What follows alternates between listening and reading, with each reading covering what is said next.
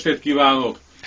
Nagyon-nagyon szépen köszönöm a vendéglátást itt az Icukáiknál, a Sanyi barátomnak, köszönöm a pohár bort, köszönöm a vendéglátást, köszönöm a gitárt, hogy elhoztam magammal, de hülye vagyok, ezt tényleg én hoztam el magammal, mert senkinek köszönöm semmit. Tök jó volt. Na és akkor eljátszom nektek azt a számot, amit rohadtul utál mindenki, én meg pláne, azért fogom eljátszani, hogy senki ezt a számot soha többé ne játsza el.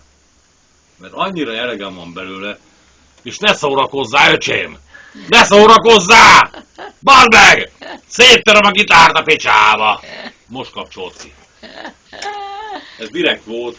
Ne vedd már föl, öcsém. Tudom, de.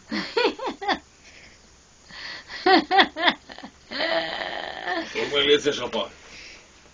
Muszáj. Még nyomod mindig? Aha. Na akkor ezt hallgass meg, öcsém. Közeli helyeken, dombokon, hegyeken, most is visszhangzik a lépten. Közeli helyeken, dombokon, hegyeken, kibelezett kőbányák üregében. Itt ül az idő a nyakamon, kifogy az út a lábam alól.